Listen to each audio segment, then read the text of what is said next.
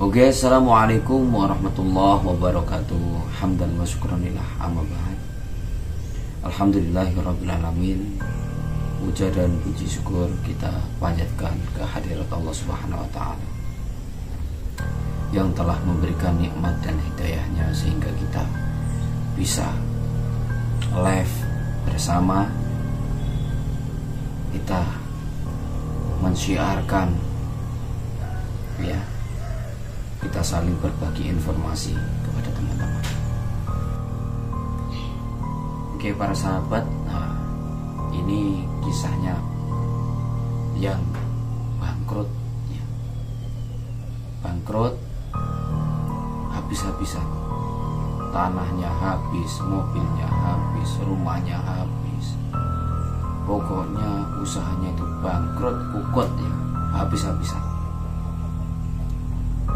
Waktu itu dia ini awal mula cerita, ya para sahabat. Ini tamu sendiri yang cerita di rumahnya Kang Gofar. Dia itu adalah pengusaha yang sukses, ya. Mobil punya, rumah mewah, istri bahagia, anaknya juga banyak, ya. Nah itu dia mengalami kebangkrutan. Mengalami kebangkrutan itu yang sangat luar biasa, sampai terlilit hutang yang namanya hutang bank. Hutangnya itu kisaran, ya saya tanya, kisaran kurang lebihnya 700 juta. Itu cicilan para sahabat. Dia sudah bingung kesana kemari cari orang pintar, sudah bingung, pokoknya dukun mana saja yang dibilang orang dia datangi, tapi hasilnya nihil semua, nihil. Dan ada salah satu temannya menghampiri sama si, anggap saja namanya Pak Ropik, ya, Pak Ropik, anggap saja namanya Pak Ropik, inisial Ropik aja. Nah Ropik ini dia diajak sama bapak, ya, namanya saja anggap saja temannya namanya Dani, ya. Sama Ropik ini diajak yang namanya Dani. Pak, bagaimana usahanya sampean? Usaha saya sekarang sudah habis-habisan, ya, habis-habisan. Dan si Pak Dani ini usahanya juga habis-habisan. Nah itu, nah dia bilang sama Pak Ropik, Pak Ropik, mau nggak ikut sama saya ke Jawa Timur? Pokoknya ke Jawa lah, kita mencari yang namanya pesugihan. Wah ini. Nah Pak Ropik ini dia mikir-mikir, bahaya nggak pesugihan? Bahaya nggak nanti dimakan salah satu keluarganya? Dia sudah berpikiran begitu. Dia pamitan sama istrinya, Ma, kalau orang Jawa itu kan panggil siapa namanya itu, istrinya Ma, saya mau pergi ke Jawa. Apa bilangnya istrinya? Mau ngapain Pak ke Jawa? Saya mau mencari yang namanya pesugihan. Waktu itu masih mikir, ya, Pak Ropik ini mikir ada kurang lebihnya 1 bulan mikir. Akhirnya karena kebutuhan yang sangat luar biasa, ya, sudah mepet, hutang bank, pokoknya hutang di mana-mana banyak sekali lah, mepet. Akhirnya namanya Pak Ropik ini pergilah ke Jawa sama temannya Pak Dani tadi. Di daerah Jakarta si Pak Dani itu belok kanan, si Pak Robik itu belok kiri. Nah, dia sampai namanya Pak Robik, dia sampai di daerah gua, di sana di gua. Dia 1 hari 1 malam perjalanan mencari tempat, pokoknya sendiri lah. Sudah di Jakarta itu sudah sendiri. Nah itu dia menemui salah satu juru kunci di daerah situ. Ditanya tujuannya apa, mencari yang namanya pesugihan. Nah singkat cerita, ketika sudah berniat etikat mau menjalankan ritual, ya, tiba-tiba teringat mamanya yang ada di rumah atau istrinya yang ada di rumah.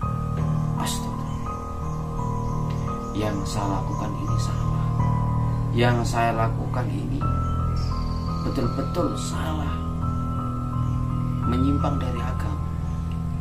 Memang Pak Robik ini tidak sering beribadah, sholatnya juga jarang-jarang, tapi yang namanya cahaya dalam hati, Allah masih menyayangi. Teringatlah, dia istighfar, astagfirullahaladzim, astagfirullah. Nah dalam perjalanan 1 hari 1 malam, dia nggak jadi ritual di situ. Di daerah Jawa Barat itu tidak jadi ritual. Akhirnya dia memutuskan pulang ya. Dan temannya Pak Dhani tadi itu sudah berhasil, dia juga pulang. Sama-sama terbang dari Jakarta. Ini tidak janjian kok tiba-tiba sama di pesawat lagi. Pulanglah ke daerah Sulawesi Selatan sini. Dulu. Nah dia terbang, Pak Robik sama Pak Dhani, dia terbang, dia pulang.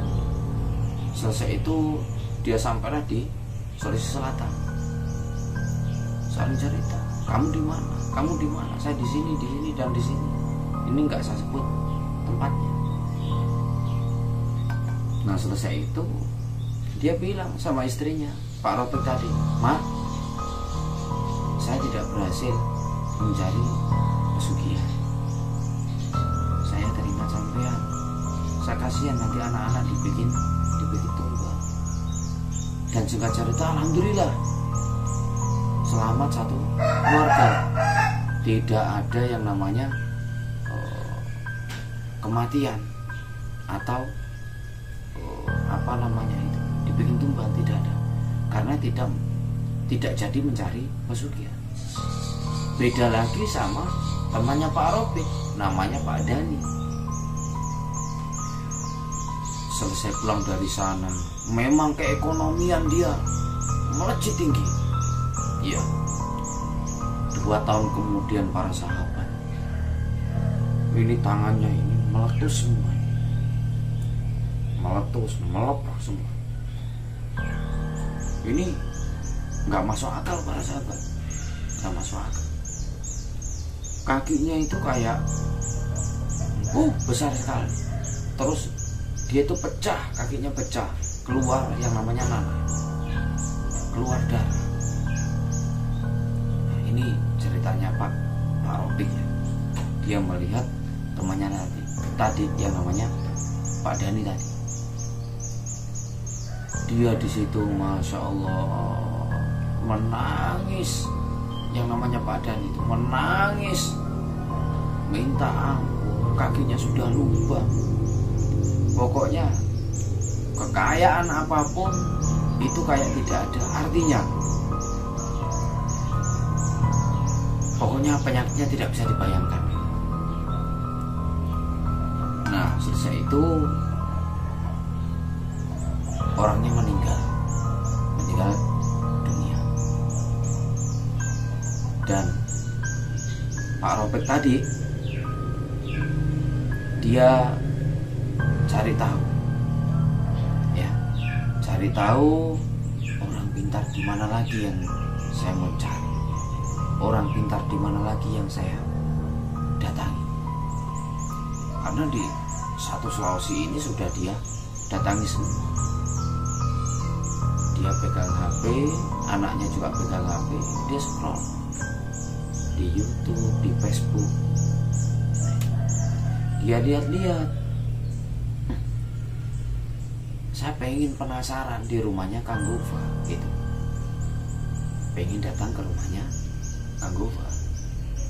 Alhamdulillah dia mendapatkan nomor HP saya dan dia inbox saya, dia beritikat baik pengen silaturahmi di rumahnya Kang Gofar. Nah, singkat cerita, imbok-imbokan dia datang ke sini. Assalamualaikum. Waalaikumsalam. Monggo Pak, monggo melepet, monggo. Nah, santerin.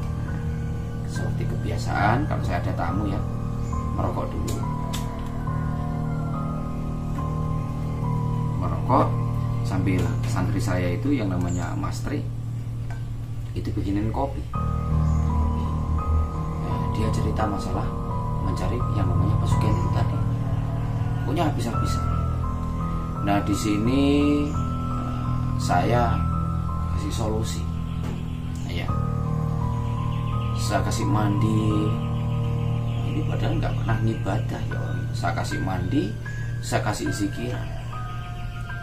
Pak, zikiran karena Allah, zikiran dan sholawat karena cinta kepada Kanjeng Nabi Muhammad SAW.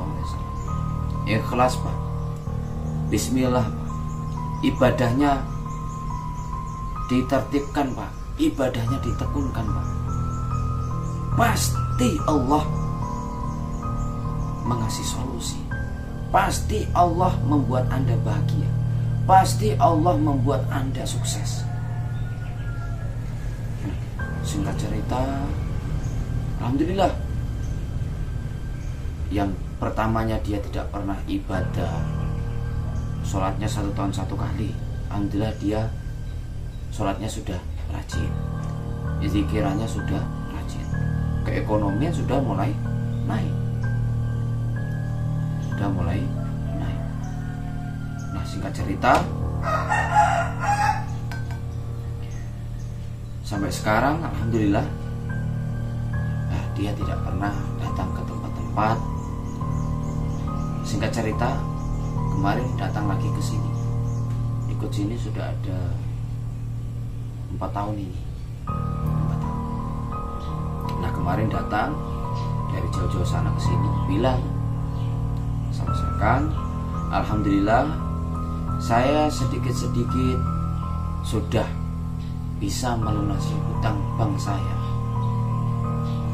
Alhamdulillah Kang, istri saya sekarang adem, ayem, tentram. Alhamdulillah Kang, saya sudah buka usaha cabang 3 sekarang Kang. Alhamdulillah. Betul apa yang Saman katakan Kang. Betul apa yang Saman katakan. Beribadah zikir dan berikhtiar, insya Allah pasti Allah menolong. Dan nyata Kang, buktinya nyata. Nah, itu para sahabat. Oke para sahabat, nah, itu kisahnya tamunya Kang Gofar yang mencari pesugihan gagal karena teringat istrinya yang ada di rumah, takut dibikin tumbal. Apabila Anda kesempitan, apabila Anda itu kesulitan, jangan sekali-kali Anda mencari jalan pintas. Kalian tidak sendiri, kalian bersama Allah. Kalian ada Allah. Jadi jangan sekali-kali pikiran Anda sempit, hati Anda sempit. Oke? Insya Allah selalu semangat, selalu kerja keras, selalu beribadah kepada Allah. Pasti Allah menolong Anda. Sekian dari kami. Assalamualaikum warahmatullahi wabarakatuh.